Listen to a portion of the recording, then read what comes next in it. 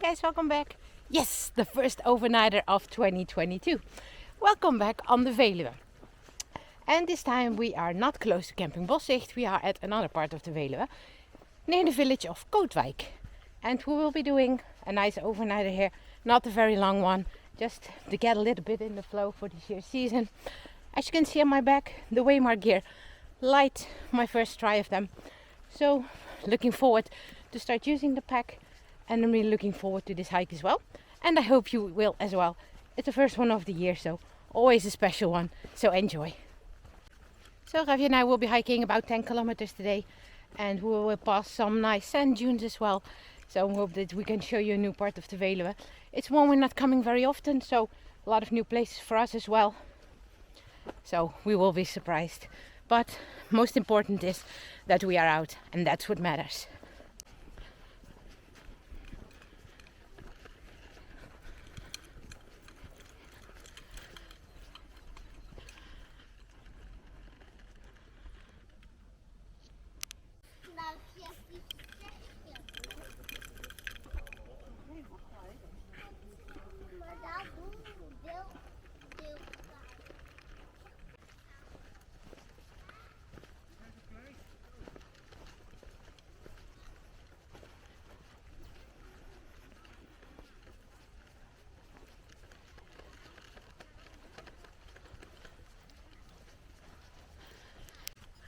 So that was a nice lookout tower to start with, but I decided not to climb it because it was too busy and it was a metal stair, so not very nice for Ravi to go on. Usually he doesn't have a problem with it, but because it's so busy, I decided to skip it. Maybe we can go back tomorrow.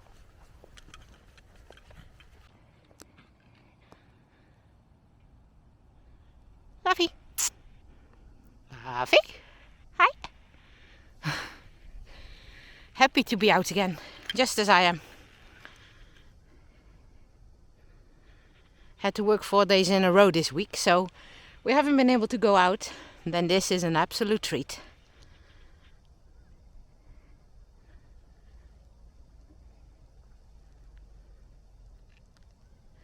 This is called the Kootwikerzand, by the way.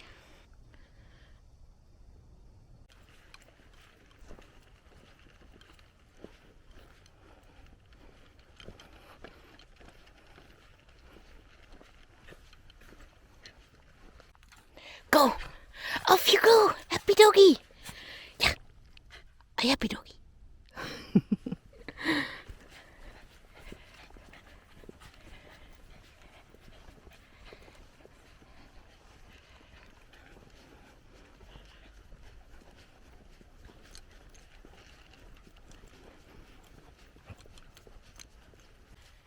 So it's definitely something different than in being in Lapland like I was last week, which was absolutely amazing, by the way. Sorry about the bad quality of that video, by the way, because I filmed that with my phone and that didn't do the quality much good. So now I've got my DJI camera with me again, so I hope the quality will be better. Today, like I said before, we are hiking about 10 kilometers and we will be hiking to a camping called Caitwickerzand. And on that campsite we booked a hiker's hut, and actually I think you're really not able to call that a hiker's hut anymore because that thing is so damn luxurious. We've been there before. It's really cool because it's got central heating, it got its own bathroom, it's got a complete kitchen, so that's absolutely a stunning one. I will show you of course when we get there.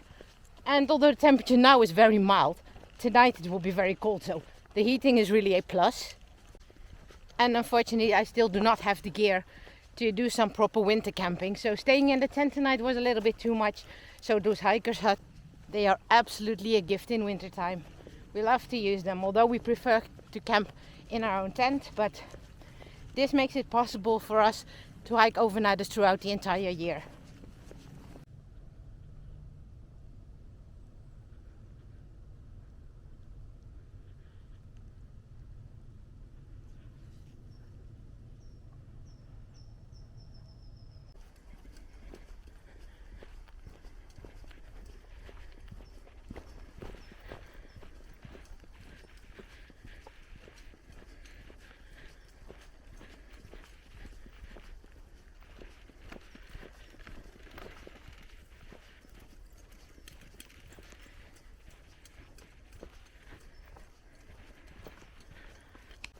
in regards to camera quality, by the way, I'm thinking about saving up. I actually am saving up for a GoPro. I never had a GoPro before, and I'm thinking about getting the GoPro 10. So is there anyone of you who has experience with this camera? Like, is it worth saving up for, and quality and everything?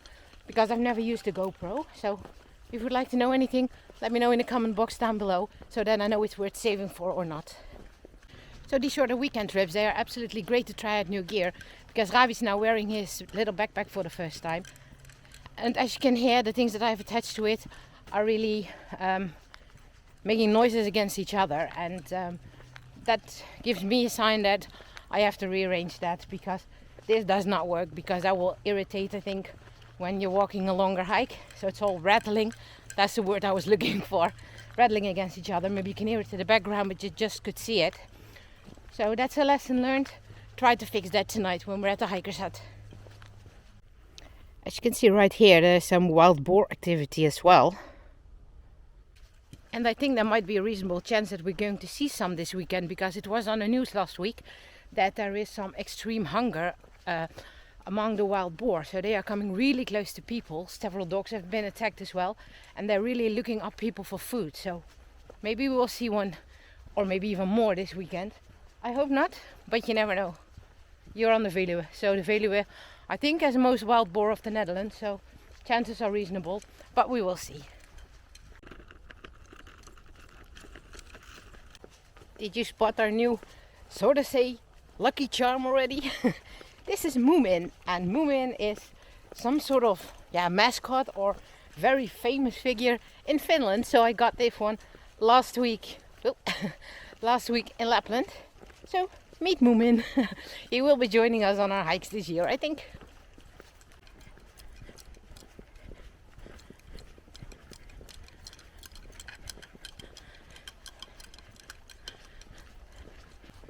So I decided to remove the big tag from Ravi's backpack, because that was rattling too much. It was annoying Ravi as well.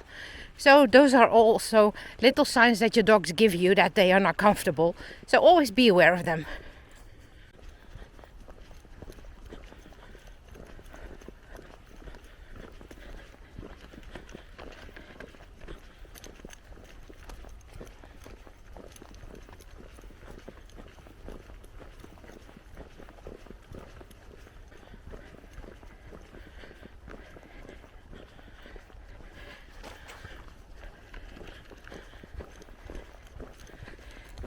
Good boy, we are coming.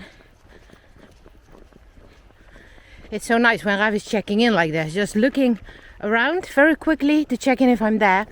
And if your dog does that, reward it, because that's a really good sign that they do that, because then there's really a connection between the two of you.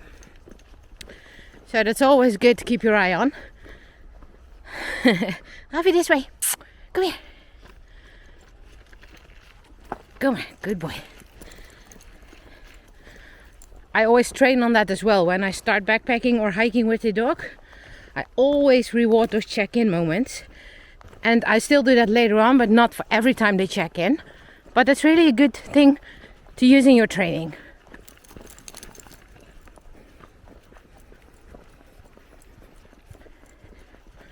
Don't know if he's going to do it again, but there's just that little glimpse. No, now it's time to sniff. Just a little glimpse towards you, making eye contact. Of course. Ravi was here.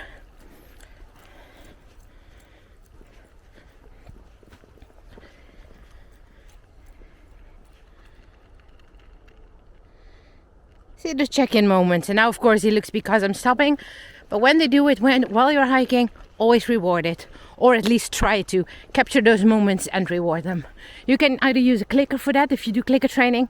I always do that as well when they are young and they are puppy. Then I train with clicker. So I also do those check-in moments. I mark with a clicker and then I reward. So that's just up to you.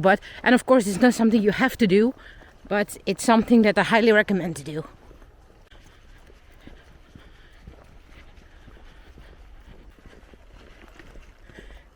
Good boy. He was checking in again, but you couldn't see it.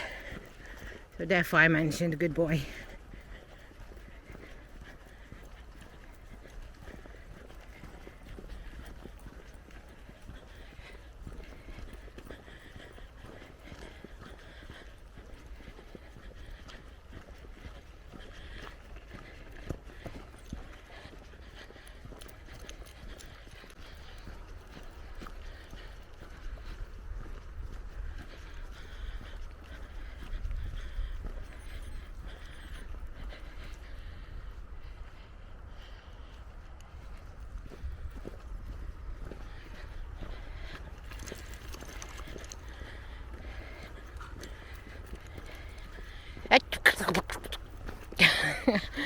Nasty doggy. That's really funny. Usually you never see a backpacker in the Netherlands. And the guy you just saw before us crossing the train track, that's already the fourth one I've seen today. Where are they all coming from?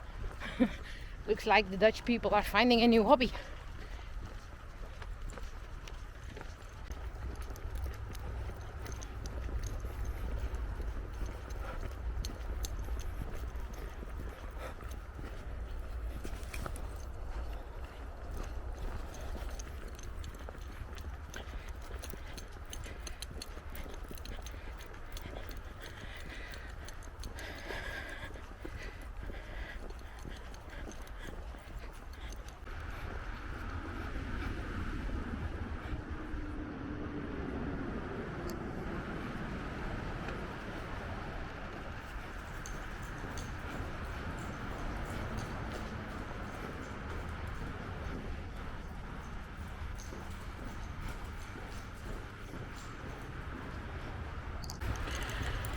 Sorry about the noise behind us. We just went under the highway.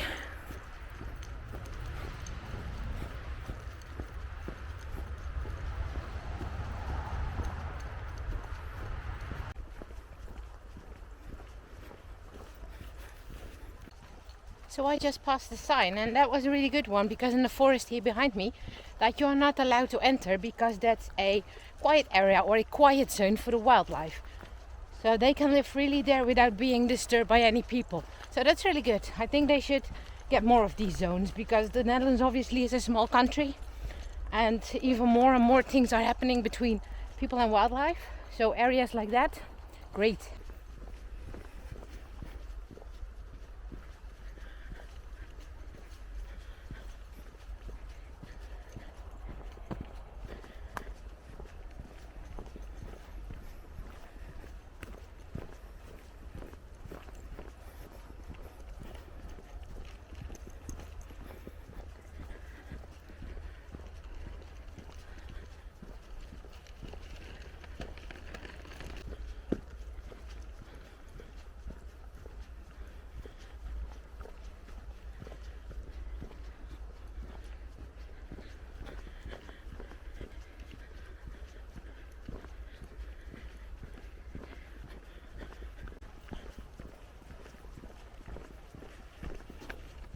Good boy.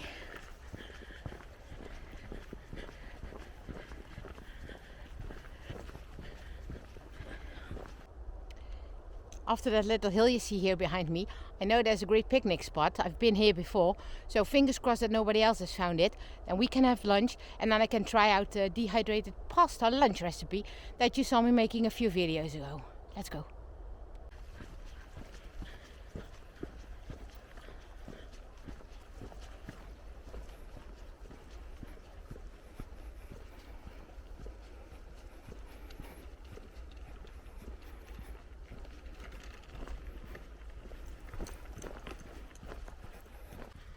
Yay! Nobody's there, so time for lunch.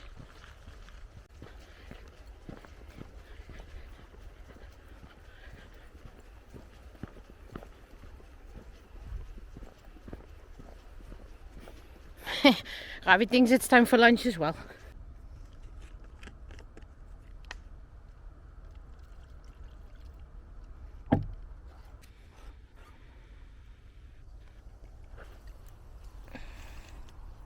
Drinken. No, it's not hot, huh? Then you're not thirsty. Although I know that the chances are very small that Ravi is drinking with this weather, I always give him water, and I offer it to him so that if he wants to, he can drink, so that he learns that there's always water on the trail. Now I'm going to open my cold soaking jar, the one you saw in my videos. I added water when we arrived at the trailhead where my mom had dropped us off. Then I added the water. So it has been soaking for about an hour now. So let's see. Let's see. Well, that has rehydrated pretty nicely. Let's take some out. Smells really good. Oop. Look, and it has rehydrated great as well. Here the chickpeas, you can clearly see Sorry, the camera shows me that it cannot focus properly, but I hope I can show you anyway. What else was in there? Tomatoes, the courgette, and of course the macaroni. So yeah, looks great. Let's try it.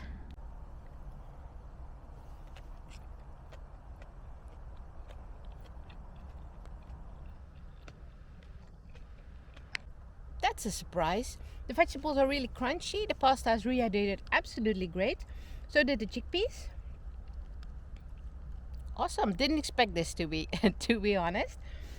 But yeah, I like it. Can add a little bit more spices in next time because it's a little bit bland. But on my packing list for the backpacking season that starts in May is also salt added. So then I can add this as well. But for now, we're going to enjoy lunch because it absolutely tastes great. See you on the trail again.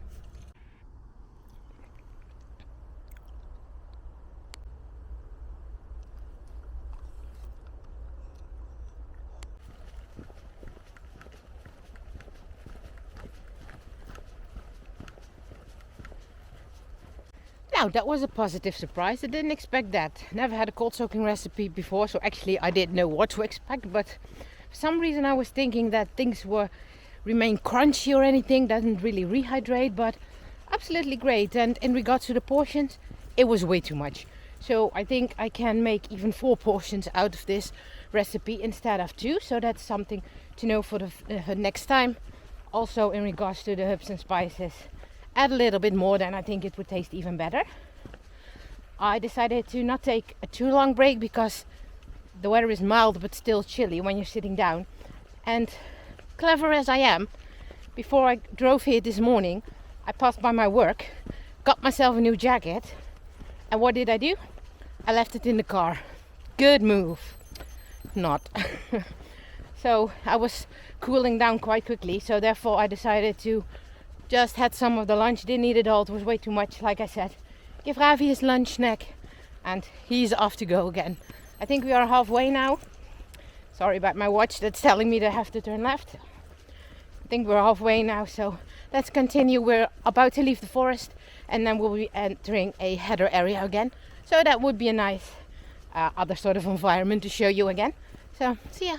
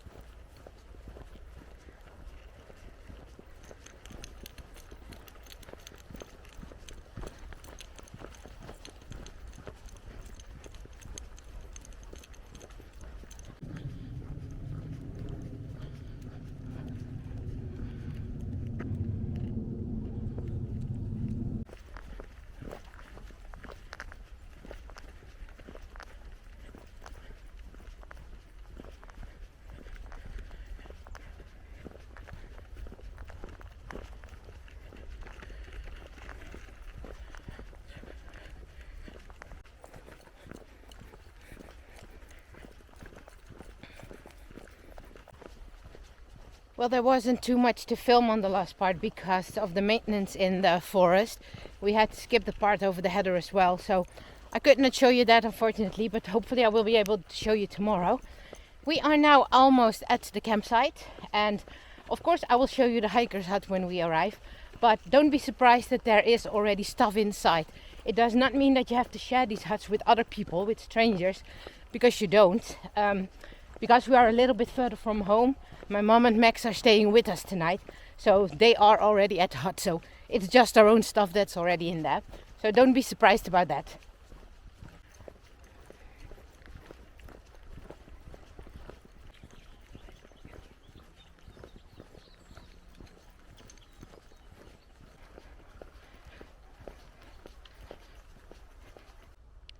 I don't know if the camera picks it up, but right at the end of this path you can see the camping.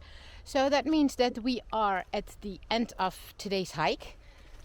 Like I said, I will show you the hiker's hut as well, of course, but for now I would like to already say thank you. And thank you, of course, for being part of this hike again. I hope that you enjoyed it. It's not over, of course, because it's an overnighter. But as I will be spending the night with my mom and Max, I don't think there will be a lot of filming to do. So hereby, thank you for being part of this hike, taking your time to watch this video all to the end. And as always, enjoy the outdoors. We will catch you on the next trail, in this case tomorrow. Goodbye.